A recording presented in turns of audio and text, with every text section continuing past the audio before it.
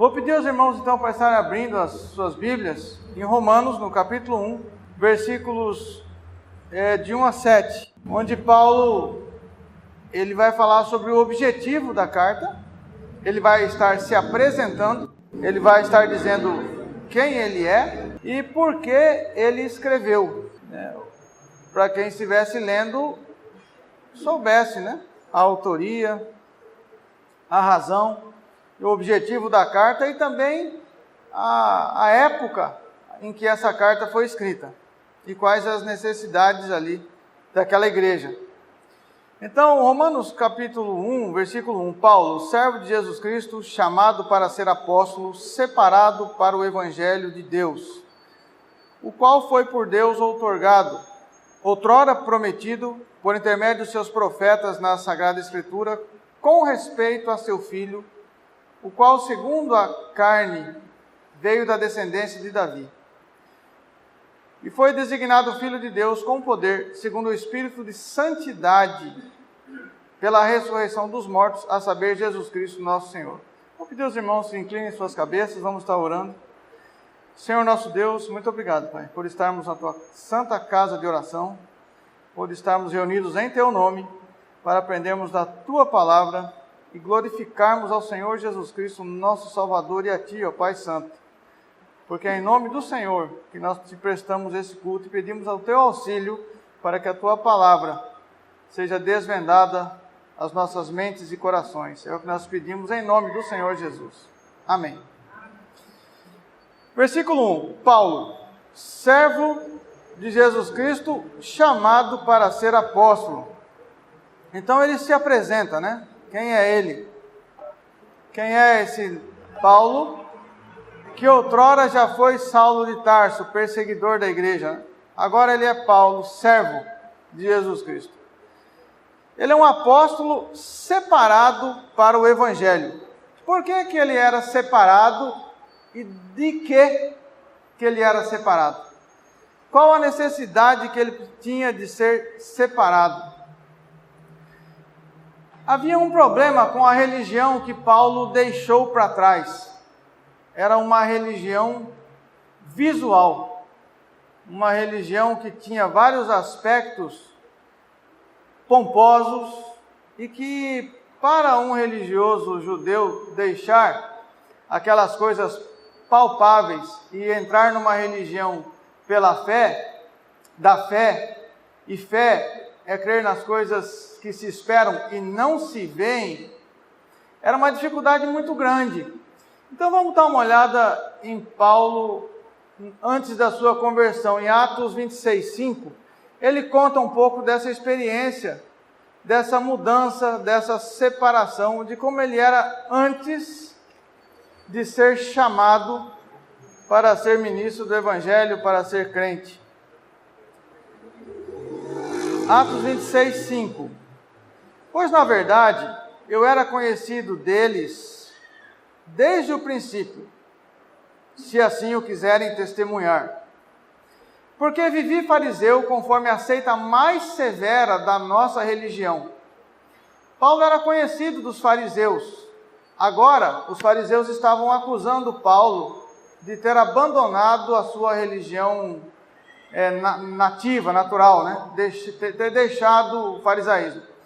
E ele está dizendo que ele era conhecido dos fariseus porque ele foi um fariseu muito zeloso, muito sério, muito profundo naquilo que ele considerava a fé verdadeira, que era o farisaísmo. Versículo 9.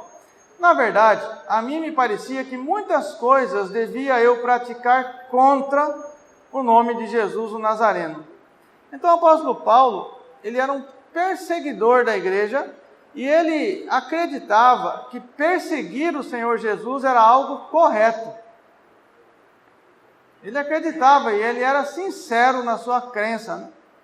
Ele entendia que quando ele amarrava, prendia os cristãos, ele estava prestando um serviço religioso. No versículo 11, Atos 26:11, muitas vezes castiguei os crentes com chicotes, com surras, por todas as sinagogas os locais onde os judeus se reuniam para o culto eram as sinagogas, obrigando-os até a blasfemar. O que significa isso? Ele batia tanto nos crentes, até o crente negar o Senhor Jesus. Ele era obrigado a blasfemar, a dizer que o Senhor Jesus não é Deus. E o apóstolo Paulo, ele lembrava de quando ele fazia isso, quando ele estava no oposto da fé. Essa foi a religião que ele foi separado, a religião que ele deixou para trás. E agora, voltando a Romanos no capítulo 1, o apóstolo Paulo está defendendo ou está nesta nova fé, nessa nova forma, esse novo conceito a respeito de Deus. Versículo 3. Com respeito a seu filho, o qual, segundo a carne, veio da descendência de Davi. Versículo 4. Foi designado Filho de Deus com poder, segundo o Espírito de Santidade, pela ressurreição dos mortos, a saber, Jesus Cristo, nosso Senhor. Então, como é essa nova religião em que Paulo agora está? Versículo 2, ele diz assim: o qual, Senhor Jesus Cristo, o qual foi por Deus outrora prometido, por intermédio dos seus profetas na Sagrada Escritura. Mas eu quero só deixar um conceito aqui com os irmãos. Quando você vê o final, a parte B do versículo 1, separado para o Evangelho de Deus. E a grande pergunta é, o que é o Evangelho de Deus? O que é o Evangelho de Deus? O Evangelho de Deus, irmãos, versículo 3, ele diz respeito a seu Filho. Muita gente fica, o Evangelho é isso, o Evangelho é aquilo, missão integral, prosperidade, uma série de coisas querem dizer que é o Evangelho. Mas o conceito bíblico de Evangelho é com respeito a seu Filho, tá? O Evangelho diz respeito ao Senhor Jesus. Ele não diz respeito nem a nós, homens. Ele diz respeito ao Senhor Jesus e, por consequência, atinge aos homens. Mas a boa notícia é o Senhor Jesus, e Ele é o centro do Evangelho, e só Ele pode ser esse centro. Versículo 5. Por intermédio de quem viemos a receber graça e apostolado, por amor do seu nome. Esse nome santo, bendito, que deve ser o centro da nossa vida, do nosso culto. Para obediência por fé, entre todos os gentios. E essa obediência por fé era a grande dificuldade do sistema religioso. Porque o judaísmo tinha menorá, quipá, tinha sacrifícios, o judaísmo possuía ali aquela arca, né? O judaísmo possuía muitas coisas palpáveis. E o homem, ele é naturalmente pecador e inclinado para o pecado e para a idolatria. Então a religião que tem coisas materiais para ele tocar e para ele ver, agrada mais aos sentidos do que uma religião que é unicamente pela fé.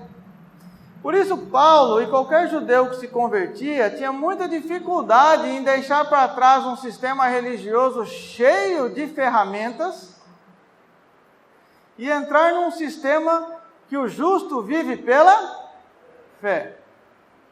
Que dificuldade, irmãos, essa separação. Tanto é que o cristianismo moderno está trazendo de volta, né? Tudo aquilo que o judaísmo deixou para trás.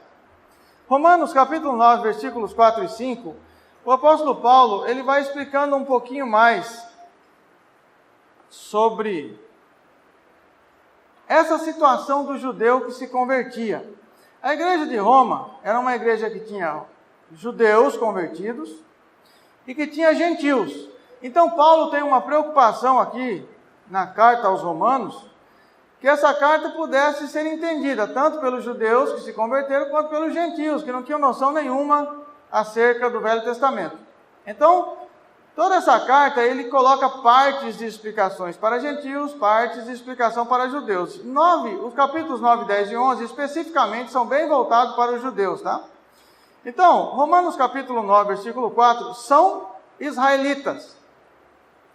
Pertence-lhes a adoção e também a glória, as alianças, a legislação, o culto e as promessas. Então os israelitas, naturalmente, eles eram tendentes ao orgulho.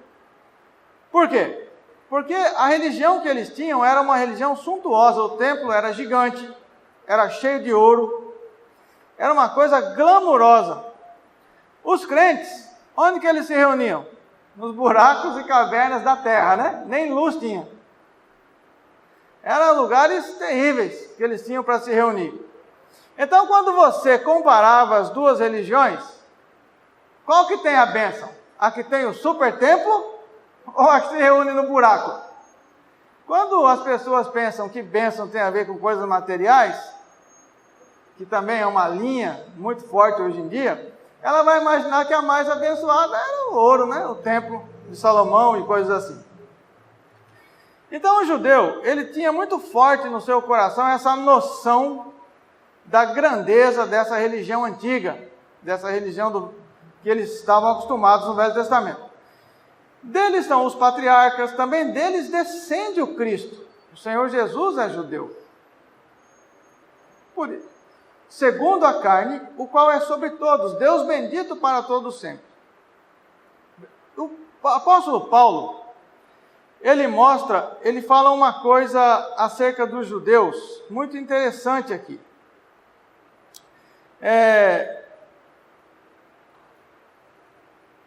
Versículo 6, e não pensemos que a palavra de Deus haja falhado, porque nem todos os de Israel são de fato israelitas.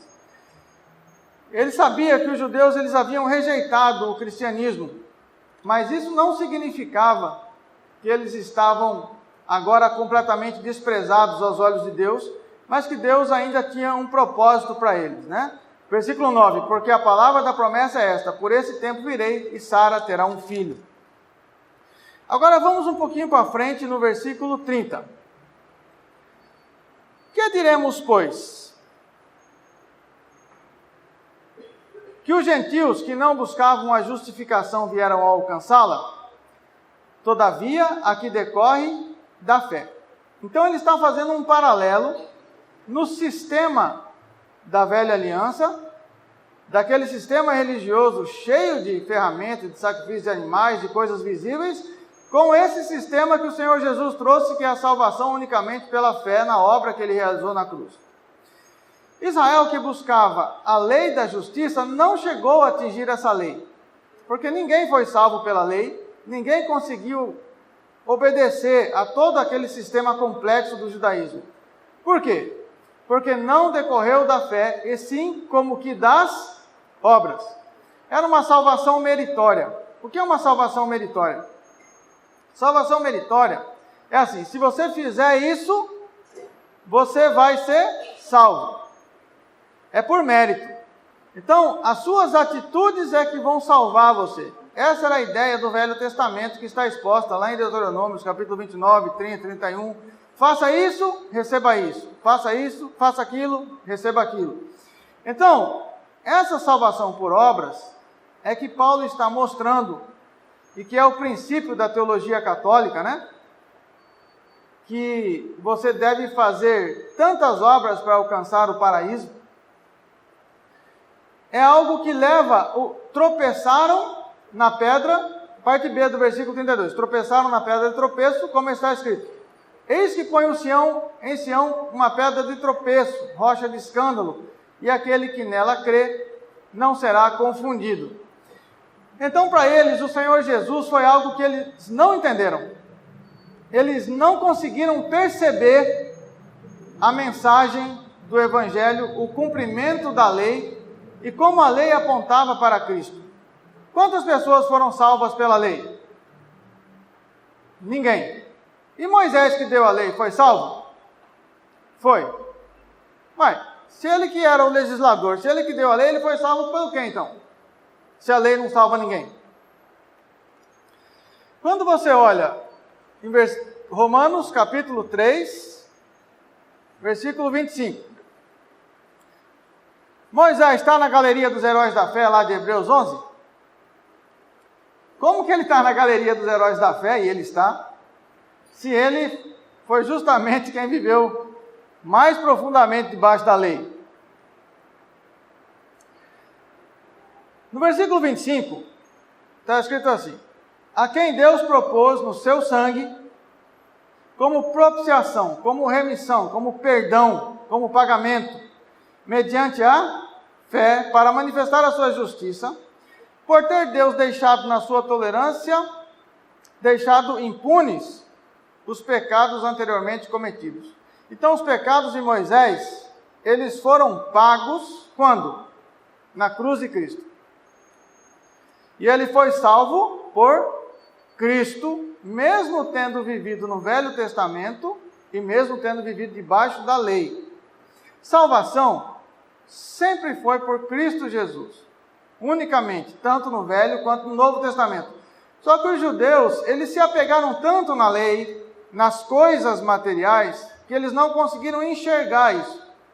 Então Paulo, o objetivo dele na carta aos Romanos, falando tanto a gentios como a judeus, é mostrar a diferença do sistema de salvação do Velho Testamento para o sistema de salvação do Novo Testamento, que na verdade é o mesmo, é Cristo, mas o entendimento no Novo Testamento é que muda. E as pessoas não deveriam se apegar a matérias, a objetos, mas a uma fé que crê no invisível. Entenderam? Muito bem. Romanos capítulo 10, versículo 1. Irmãos, a boa vontade do meu coração e a minha súplica a Deus a favor deles, dos judeus, são para que sejam salvos. Paulo nunca esqueceu de Israel, tá? Ele foi perseguido pelos judeus, mas ele amava esse povo. A igreja não pode ser diferente, tá? Porque eles dão testemunho de que eles têm zelo por Deus. Porém, não com entendimento. Ter zelo por Deus, irmãos, ter boa vontade ou ter sinceridade, não significa ser salvo. Sinceridade não é sinônimo de salvação. Verdade é sinônimo de salvação. Sinceridade, não. Nós não podemos duvidar da religião das pessoas, né? A maioria dos religiosos são profundamente sinceros. E sinceramente errados. O que é uma pena. Eles têm zelo, eles são sinceros, porém sem entendimento. Porquanto, desconhecendo a justiça de Deus e procurando estabelecer a sua própria, não se sujeitaram a que vem de Deus. Porque o fim da lei é Cristo, para a justiça de todo aquele que crê. O objetivo, o fim aqui é a finalidade, tá? Não é que a lei acabou, tá, irmãos? Mas fim aqui é a finalidade, o objetivo da lei é apontar para Cristo, para o sacerdote perfeito. Aí eu queria mostrar para os irmãos sobre o sacerdócio de Cristo, como ele cumpriu perfeitamente a lei, como ele cumpre a lei em nosso lugar, como ele é castigado em nosso lugar pela lei de Deus, e agora nós podemos ter acesso ao Pai mediante esse sacrifício. A lei, irmão, está lá em Hebreus capítulo 4. A lei é a jurisdição. Deus, ele não passa por cima da jurisdição. Ele não é que nem o STF, né, do Brasil. Ele não passa por cima. Ele deu a lei. A jurisdição, ela é eterna, ela nunca muda, nenhum o tio vai ser tirado dela. Então o Senhor Jesus, ele precisa cumprir a lei em nosso lugar, para ele ser o nosso Salvador, porque nenhum ser humano dá conta de cumprir a lei. Então Paulo vai expor isso em Romanos. O objetivo da lei é criar o alicerce, a base de sustentação da cruz de Cristo. Para que a cruz de Cristo tenha sentido, tenha objetivo, ela está alicerçada justamente na lei que formou a base. A lei não é desprezível, muito menos o Velho Testamento. Se não conhecer o Velho Testamento, não consegue entender o Novo. Não tem como. Está tudo interligado, né? É o fio de ouro, de capa a capa das Escrituras. Então vamos lá. Hebreus capítulo 4, versículo 14. Tendo, pois, a Jesus, o Filho de Deus, como grande sumo sacerdote. Por que grande sumo sacerdote? Porque ele vai mostrar que na lei havia sumo sacerdote. Então ele vai fazer uma comparação da lei, como Cristo cumpriu a lei e como agora, em nosso lugar, ele pode ser esse perfeito sacerdote. Penetrou os céus, conservemos firmes a nossa confissão, a nossa salvação unicamente pela fé em Cristo, pela obra dele, não por obras nossas ou algo que nós tenhamos feito. Porque não temos um sumo sacerdote que não possa se compadecer das nossas fraquezas. Antes, foi ele tentado em todas as coisas, a nossa semelhança, mas sem pecado. Ele esteve em nosso lugar, ele fez por nós e ele conhece a nossa fraqueza, as nossas limitações. Acheguemo-nos, portanto, confiadamente junto ao trono da graça. Não fica procurando besteira na lei. Não fica procurando patuar coisas materiais para colocar a sua fé, água isso, água aquilo, óleo disso ou daquilo. A fé não tem que ser materializada. Andamos por fé e não por vistas. Glória a Deus. Não é pelo que se vê, irmãos, é pelo que se crê. E a gente crê naquilo que a palavra nos ensina. A fim de recebermos misericórdia e acharmos graça para socorro em ocasião oportuna. Muito bem. Então aqui ele está colocando, agora Hebreus 5:11. A esse respeito, temos muitas coisas que dizer, mostrando essa diferença daquela religião antiga para a forma que o Senhor Deus exige no Novo Testamento. Coisas de dizer, difíceis de explicar, porquanto vos tendes tornado tardios em ouvir. Eles não gostavam muito de estudar, né, de ler a Bíblia, de orar. Então eles tinham essa dificuldade auditiva para compreender o Evangelho. Facilmente, quem não compreende o Evangelho, ele fica sujeito aos ventos de doutrina, né? Vai para lá, é que nem a onda do mar, né? O vento que bater mais forte leva. Hebreus capítulo 6, versículo 1.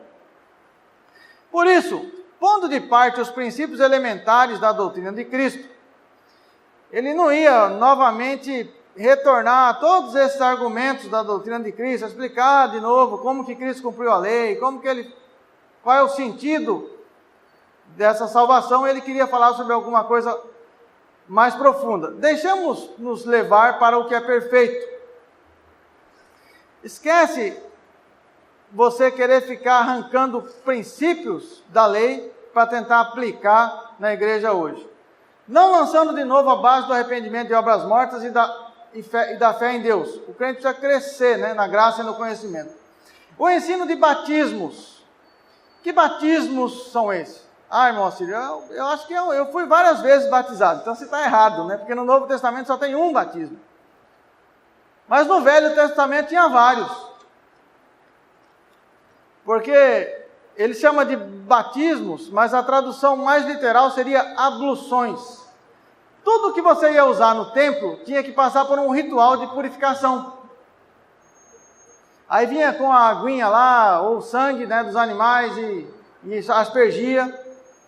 Imposição de mãos. Eles colocavam as mãos sobre o animal que ia ser sacrificado, para que o pecado fosse colocado sobre aquele animal, e aquele animal então ia ser morto, né, por aqueles pecados. Ressurreição dos mortos era o conceito que já estava implícito na religião do Velho Testamento e do juízo eterno. Isso faremos se Deus nos permitir. O que o autor de Hebreus está dizendo é que esses ensinos do Velho Testamento são corretos, devem ser estudados, mas eles deveriam caminhar na fé e crescer na fé e ter um entendimento mais profundo. Versículo 4. É impossível, pois, que aqueles que uma vez foram iluminados, entenderam mais sobre Cristo, sobre a nova aliança, sobre o que Deus tem feito no Novo Testamento, provaram o dom celestial, se tornaram participantes do Espírito Santo, provaram a boa palavra de Deus e os poderes do mundo vindouro e caíram, querem voltar para a lei, para o legalismo. Sim, é impossível outra vez renovados para o arrependimento, visto que de novo estão crucificando para si mesmo o Filho de Deus e expondo a ignomínia, dizendo que o sacrifício dele não valeu nada. Dizendo que eles têm necessidade de guardar esse dia, de guardar essa festa, de guardar as 3 festas judaicas. Então, o sacrifício de Cristo não valeu para nada. Eles voltaram a uma religião que já havia passado. Essa religião, cheia de pompa, O Senhor Jesus chama ela de figueira sem frutos. Lembra lá em Mateus 21? O Senhor Jesus, ele dá uma exemplificação. Eu sempre fico com dó dessa árvore. Eu não gosto de ver árvore seca, né? O Senhor Jesus, ele não tem dó não. Mateus 21, versículo 19, ele olha para uma figueira, que representa aquela religiosidade do Antigo Testamento. Ela tinha objetos, tinha pompa. Vendo uma figueira à beira do caminho, aproximou-se dela e não tendo achado senão folhas. Era muita folha. Vocês já viram, irmãos, aqueles cachorrinhos que você olha assim, ele é peludão, assim, ele é grande, né? Aí corta o pelo dele, ele fica pequenininho. Dá até um susto na gente. Então essa é a religião das folhas. Ela não tem fruto. Mas para quem olha do lado de fora, é muito bonita. Quais são os frutos? Benignidade, né? Mansidão, amor. Os frutos do Espírito, né? Que está lá em Gálatas 5. Não tem esse fruto, mas tem folha. Por fora, é belíssimo, né? É como o sepulcro caiado, né? Por fora, você vai no cemitério, aqueles sepulcros são bonitos, né? Mas por dentro, é pavoroso. O Senhor Jesus está dando essa explicação acerca da religião do antigo, do que o farisaísmo criou com o Velho Testamento. Em Hebreus, no capítulo 10, ele continua falando dessa religião. Por quê? Porque havia uns judaizantes que queriam fazer a igreja voltar para aqueles princípios da lei, guardar determinados dias, determinadas festas. Então, em Hebreus, no capítulo 10, ele vai dizer assim, no versículo 37.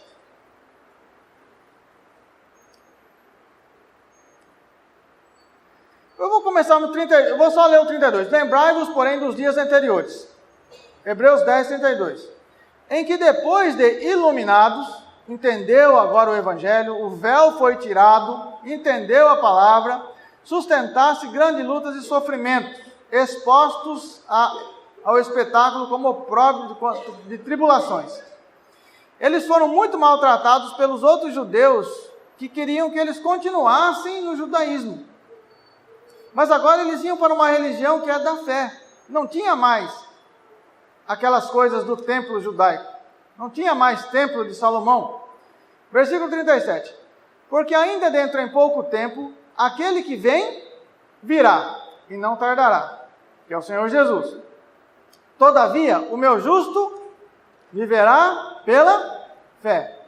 Não é material, tá? É fé, não é palpável. E se retroceder, vai continuar com Deus? Não. Se retroceder, nele não se compraz a minha alma. E eles eram muito tentados a voltar ao judaísmo. E aqueles judeus que estavam na igreja de Roma, eles vão receber esse ensino do apóstolo Paulo acerca do cristianismo, que não é mais uma religião pautada em aparência, coisas físicas, e a salvação não é por obras, mas exclusivamente pela fé em Cristo, que resulta em boas obras.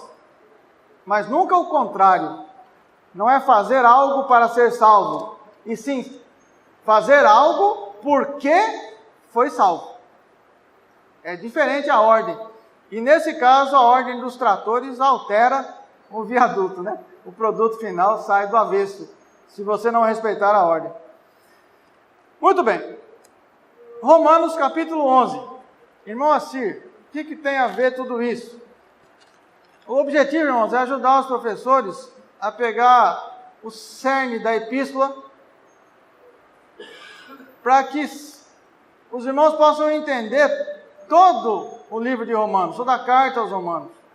Não arrancar versículo do seu contexto e fazer uma miscelânea, mas entender o contexto da carta. Isso é importante quando vai se estudar a Bíblia. Romanos, capítulo 11, versículo 8. Como está escrito em relação aos judeus? Deus lhes deu espírito de entorpecimento. Alguém pode dizer que isso é injusto, né? Deus incapacitar a pessoa para ouvir o Evangelho. Bom, se você acha que é injusto, guarda a pergunta, chega no céu, você pergunta. Mas eu não tenho coragem de contestar o que a Bíblia diz. Está escrito aqui que Deus deu espírito de entorpecimento para os judeus. Olhos para não ver, ouvidos para não ouvir, até o dia de hoje. Então, os judeus, eles não conseguiram entender a nova aliança, o Novo Testamento, porque eles estavam cegados por essa obra aqui. Atos capítulo 13, versículo 45 a 47, a gente vê mais ou menos a consequência dessa cegueira, né? Espiritual. Atos 13. Como o apóstolo Paulo, ele descobriu isso, né, na vida dele. Atos 13, 45. Mas os judeus, vendo as multidões, tomaram-se de inveja e, blasfemando, contradiziam o que Paulo falava. Paulo tentava ensinar e os judeus ficavam contra ele. Só lembrando, irmãos, que Paulo nunca deixou de amar esse povo, tá? Ele dizia assim, se possível eu daria minha própria vida, até minha salvação, por causa deles. Amava esse povo. Mas esse povo estava cego. Então Paulo e Barnabé, falando ousadamente, disseram, cumpria que a vós outros, em primeiro lugar, fosse pregada a palavra de Deus. Mas, posto que a rejeitais, e a vós mesmos vos julgais indignos da vida eterna, eis aí que nos voltamos para os gentios. Porque o Senhor assim nolo determinou, eu te constituí para a luz dos gentios, a fim de que sejas para a salvação até os confins da terra. É uma profecia acerca do Senhor Jesus, que é a nossa salvação. Nós que somos gentios, nós que pela ação do Espírito Santo fomos capacitados para crer. E isso não é para a nossa glória, não é para o nosso mérito. Porque a pessoa que crê verdadeiramente, ela não crê porque ela é melhor que o outro. Ela crê porque o Espírito Santo faz uma obra e muda o coração dela e capacita ela para crer. Todo o mérito pertence ao Senhor Jesus e à ação do Espírito Santo, não ao homem. Então, Romanos, no capítulo 11 ainda, versículo 13, dirijo-me a vós outros que sois gentios. Então Paulo agora falando para aqueles romanos que eram gentios. Visto, pois, que eu sou apóstolo dos gentios, glorifico o meu ministério. Então, um dos objetivos dessa carta é ensinar como que os gentios se tornaram participantes, né, dessa graça maravilhosa de Deus. Versículo 14. Para ver se de algum modo posso estimular, incitar a emulação, a concorrência, a inveja. Eu quero que os gentios se convertam para que os judeus sintam um pouquinho de inveja. Os do meu povo e salvar alguns deles. Que pode ser que o judeu fala, mas será que esse Jesus é verdadeiro mesmo? Eu estou vendo tantos gentios se converter, será que é verdade? E de repente, estimulados até por essa emulação, por essa concorrência, eles comecem a buscar a verdade e venham à conversão. E existem histórias de muitos judeus que vieram a se converter dessa forma, observando os gentios, né? E crendo no Evangelho. Romanos capítulo 15, versículos 22 a 25.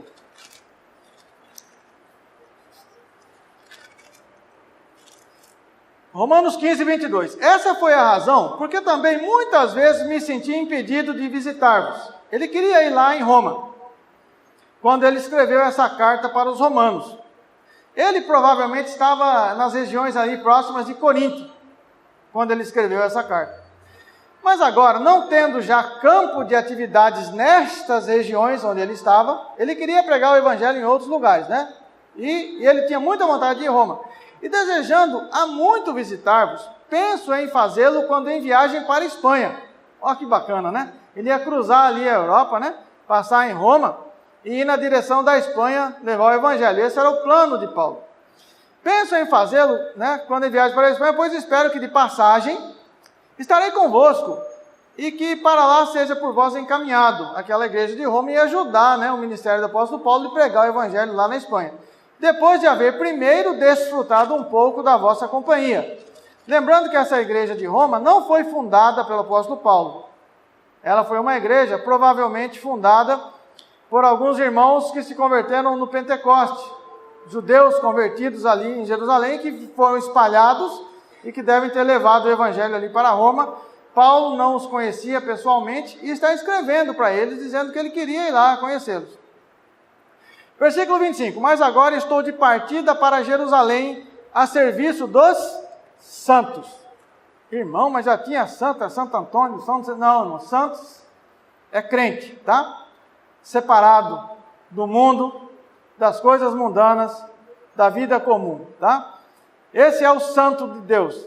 E haviam santos, haviam verdadeiros cristãos morando em Jerusalém que estavam passando fome, estavam em dificuldade financeira. E Paulo estava viajando para lá para levar donativos, para levar alimentos para esses crentes que estavam em Jerusalém, esses santos, esse povo de Deus que morava ali em Jerusalém. Bom, então, o objetivo geral da carta é Romanos 1. Vamos estar dando uma olhada, irmãos, para a gente fechar a ideia. A ideia central de Paulo aqui, e como nós devemos então nos aproximar, né, dessa carta, para que a gente possa trazer aqui benefício espiritual. É aquilo que a gente já leu lá em Hebreus, né? Romanos, capítulo 1, versículo 16. Pois não me envergonho do Evangelho. Então, havia uma tendência de ter vergonha do Evangelho, porque ele tinha que se separar da religião judaica, separar de amigos, de tudo aquilo que ele estava acostumado, como judeu que ele era. Eu não me envergonho do Evangelho, porque é o poder de Deus para a salvação de todo aquele que crê. O judeu fica de fora? Não, de jeito nenhum. Primeiro do judeu, também do gentio, do grego, de todos nós. E o que é o Evangelho? O centro do Evangelho é o Senhor Jesus. E o que o Evangelho faz? Versículo 17. Visto que a justiça de Deus se revela no Evangelho. Por que a justiça se revela no Evangelho? Nós já comentamos aqui que Deus é justo, Ele não passa por cima da lei. Ele não passa por cima da lei. Ele não altera a lei para beneficiar um ou outro. A lei é a lei. Não vai passar por cima. E para que Deus seja justo e justificador de todo aquele que crê em Cristo, Ele precisava cumprir a lei em Cristo. Ele precisava do respaldo jurídico do sangue justo derramado em favor de muitos. Por isso, a justiça de Deus se revela no Evangelho. Porque fica claro que o Velho Testamento continua intacto, a lei continua intacta, mas Deus cumpriu a lei em Cristo. E por isso nós que cremos nessa obra, a justiça de Deus se revela no Evangelho, de fé em fé. Como está escrito, o justo viverá por fé naquilo que Cristo realizou. O justo não viverá por fé em si mesmo. O justo não viverá por fé naquilo que ele faz. O justo não viverá por fé nas boas obras que ele tem realizado. O justo viverá por fé naquilo que Cristo realizou. O justo viverá por fé em Cristo. Amém, irmãos? Para deixar mais claro, aí Paulo, ele vai argumentar em cima desse princípio já estabelecido. Ele está escrevendo para os romanos, naquela região ali de Corinto, perto já do final da sua terceira viagem missionária. Eu vou mostrar, é uma data mais ou menos aproximada no ano 58 depois de Cristo. Vamos ver em Atos, ele vai falar um pouquinho dessa viagem dele e a situação em que ele estava quando ele escreveu essa carta para a igreja de Roma. Atos capítulo 20, versículo 3. Onde se demorou 3 meses. Então Paulo ficou hospedado nessa região aqui da Grécia, né? Se você olhar no versículo 2, bem no finalzinho do versículo 2, ele se dirigiu para a Grécia. Coríntios era uma cidade que ficava ali na Grécia, né? onde se demorou 3 meses, tendo havido uma conspiração por parte dos judeus contra ele. Os judeus sempre perseguindo Paulo, e Paulo sempre amando esse povo. Diferente de Lutero, né? Lutero foi perseguido pelos judeus, depois desceu a ripa nos judeus. Esse foi um erro que Lutero cometeu, né? Que ele era meio nervoso. Mas é bom a gente saber dessas coisas, tá? Paulo não fazia isso. Ah, Lutero fez, então Lutero foi para o inferno. Não, Lutero era crente que nem a gente, né? Tem erros e acertos. E por isso a gente tem que ser sábio para discernir o bem do mal. Quando estava para embarcar rumo à Síria, determinou voltar para a Macedônia. E nesse ínterim, nessas viagens que ele fez aqui, ele começou a escrever essa carta aos Romanos. Versículo 6. Depois dos dias dos pães asmos, navegamos de Filipos, em 5 dias fomos ter com eles naquele porto onde passamos uma semana. E no capítulo 24, versículo 17, contando um pouco da sua biografia, da sua vida, né? Paulo estava evangelizando ali o Félix.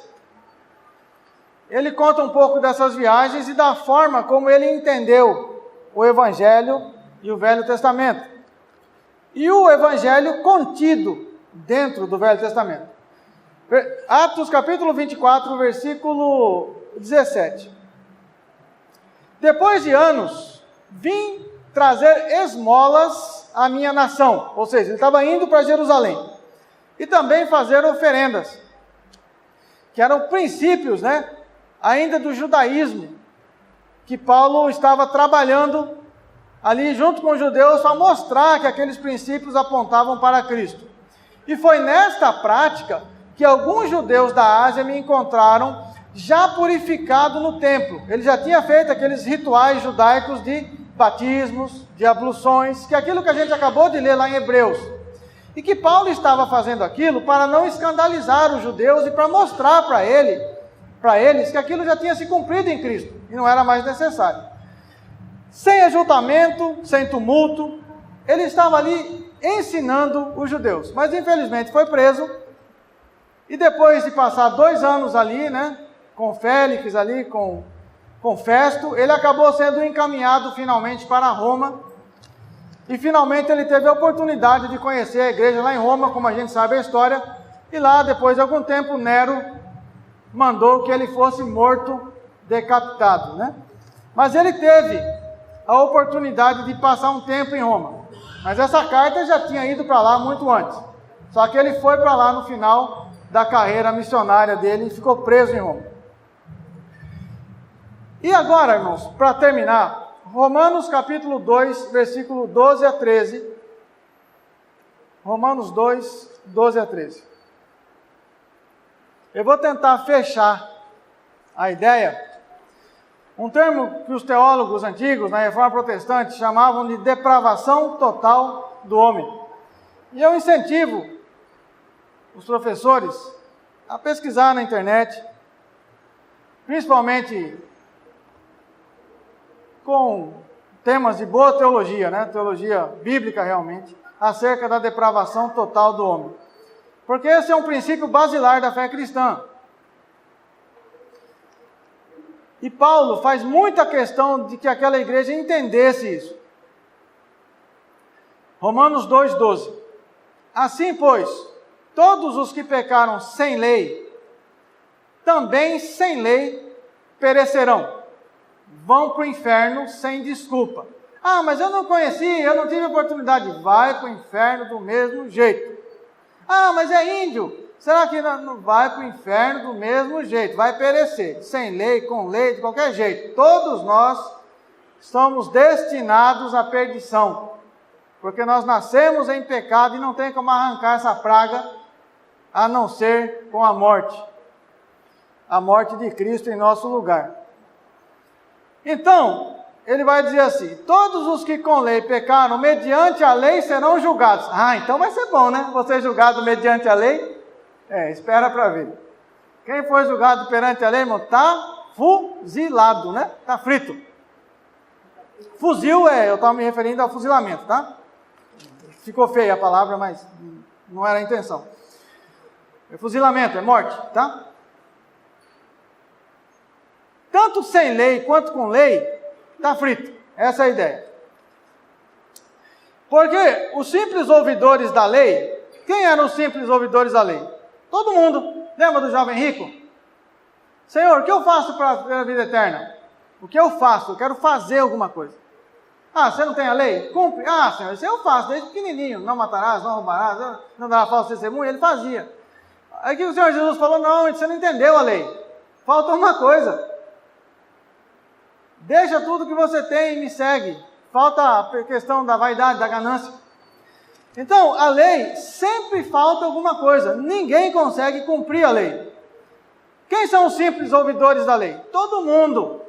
Judeus, crentes, todos nós somos ouvidores da lei, porque ninguém consegue obedecer a lei ipsilítem. Não são justos diante da lei. Por isso, ele conclui, em Romanos capítulo 3, versículo 10. Como está escrito, quantos justos que tem? Quantos? Quantos que você contou aí? Quantos justos que tem diante de Deus? Nenhum. Não é isso? Não há um justo. Pelo exame da lei, não há nenhum justo. Sem a lei, também não há nenhum justo. Então, o que faz? Nada, né? Não dá para fazer nada. Tem que ter outra pessoa para fazer em nosso lugar. Esse é o Evangelho. Tem que ter outra pessoa para fazer em nosso lugar. Por isso que a salvação não é por obras. A salvação resulta em obras, mas não é por obras. Então, para terminar, já faz hora que eu estou terminando, não termina, né? Mas Romanos 3, versículo 9. Vamos lá, agora eu vou conseguir. Romanos 3, 9. O que se conclui? Temos nós qualquer vantagem? Os judeus, né? Não, de forma nenhuma. Ninguém tem vantagem nenhuma. Versículo 23. Por que não tem vantagem? Porque todo mundo, tanto quem tem a lei quanto quem não tem a lei, todo mundo, todos, o que fizeram? Romanos 3, 23. Todos pecaram. A condição é igual para todo mundo, certo? E carecem da glória de Deus. Não tem a glória de Deus, não tem a majestade de Deus, não tem a capacidade de Deus. Está morto em delitos e pecados. Sendo justificados gratuitamente, não por algo que faz, mas pela graça que vem de Deus, mediante a redenção que há em Cristo Jesus. Então só existe um formato de salvação. Essa graça recebida que o Senhor Jesus nos concede, graça gratuita, como Paulo mesmo fala aqui para frente no capítulo 3. Mas, agora, irmãos, Deuteronômio capítulo 30, eu vou fechar com isso aqui, Deuteronômio 30. Deuteronômio 30 vai dizer o seguinte. Deuteronômio 30, versículo 11. Porque este mandamento que hoje te ordeno, Deuteronômio 30, 11, não é demasiado difícil. Moisés falando sobre toda a lei. Nem está longe de ti. E essa é a revelação mais fantástica do Evangelho, irmãos. Que no nome do Senhor Jesus eu queria que os irmãos conseguissem entender. Não está nos céus para dizeres, quem subirá por nós aos céus? Quem nolo traga e nolo faça ouvir para que o cumpramos? Qual que é a pergunta que Moisés está fazendo? É o seguinte, você tem que ler Levíticos, Números, Êxodo, Deuteronômio. Aí Moisés vai dizer o seguinte, está vendo esse mandamento que você leu nesses livros, Levíticos, Êxodo? Não é difícil. Irmão, eu não consigo nem ler, quanto mais cumprir, né? Nem ler eu consigo. Mas Moisés, ele falou uma coisa extremamente absurda. Olha o que ele falou. Esses mandamentos todos que eu te ordenei nesses livros, não é demasiado difícil. Eu falei, mas o que Moisés está pensando? Versículo 13. Nem está além do mar, para dizeres, quem passará por nós além do mar, e não nos traga, e não faça ouvir, para que o cumpramos? Como que eu vou cumprir? Quem que vai me fazer capaz de cumprir? Quem que vai fazer isso por mim? Pois esta palavra está muito perto de ti, na tua boca e no teu coração, para cumprires. Como, Moisés? Eu não consigo entender isso. Como que está tão perto assim que eu não consigo entender, não consigo pegar, não consigo ouvir, não consigo cumprir? Aí você vem para Romanos capítulo 10, Paulo vai interpretar essa lei. Como que essa lei que estava tão longe, tão intransponível, tão distante, como que ela veio para perto? Como que ela se tornou possível de ser cumprida? Romanos capítulo 10, versículo 5. Paulo agora vai explicar Deuteronômio e o ensino de Moisés, a profecia de Moisés.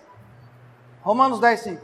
Ora, Moisés escreveu que o homem que praticar a justiça decorrente da lei, viverá por ela. Foi isso que Moisés ensinou.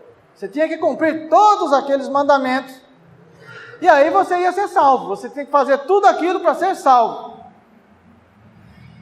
Versículo 6. Mas a justiça decorrente da fé, assim diz, ela explica o que Moisés realmente estava querendo dizer.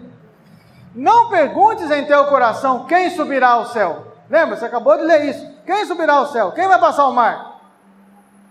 Quem vai trazer essa lei para dentro do coração? Quem vai nos habilitar para cumpri-la? Isto é, para trazer quem do alto? A lei? Não, a Cristo.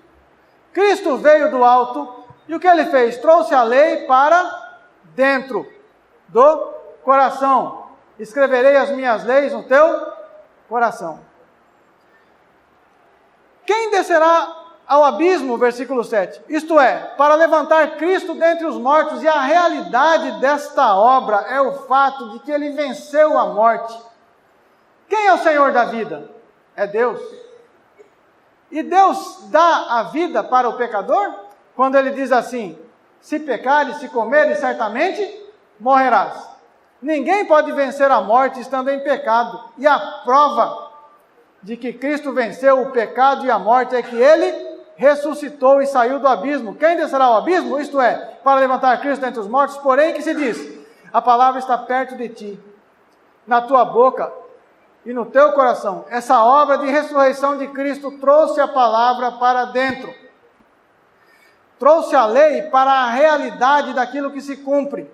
Por isso é pela fé, e não por objetos ou por aqueles rituais do Velho Testamento, que está descrito também ali em Hebreus 6, mais particularmente, que a gente já leu. Porém, o que se diz? A palavra está perto de ti, na tua boca e no teu coração. Esse é o cumprimento da profecia que ele está citando aqui. Isto é, a palavra da fé que pregamos. É isso que o livro de Romanos vai nos ensinar. É isso, esse aspecto jurídico, esse aspecto legal, essa forma como nós cumprimos a lei em Cristo. Se com a tua boca confessares que Jesus Cristo como Senhor, como cumpridor dessa lei, como teu Rei, e em teu coração creres que Deus o ressuscitou dentre os mortos, que ele venceu a morte, por isso ele venceu o pecado, por isso ele pagou toda a penalidade escrita na lei. Se ele não tivesse pago, ele não ressuscitaria. E como ele pagou, como ele cumpriu toda a lei, você pode ter fé na obra que ele realizou. E se você entender isso, se você crer nisso, você será salvo. Porque com o coração se crê para a justiça e com a boca se confessa a respeito dessa salvação. Específico. Mas por que isso é importante no livro de Romanos, irmãos? Porque o livro de Romanos, como eu falei, ele mostra a degradação total do homem. Ele mostra quão profundo estrago o pecado fez em nós e a necessidade dessa fé salvífica, de ser uma nova criatura em Cristo e de ter um novo coração capaz de assimilar essa lei. Enquanto não entendermos isso, nós não vamos entender a ressurreição, o novo nascimento e a verdadeira vida. E aí a gente fica arranhando na superfície, sempre brigando com problemas menores e nunca conseguindo realmente vencer o pecado na mente. E levamos uma vida com muito pouca comunhão com Deus e com a sua Santa Igreja. Amém, irmãos? Que Deus muito os abençoe e que seja proveitoso esse trimestre de estudo de Romanos. Amém.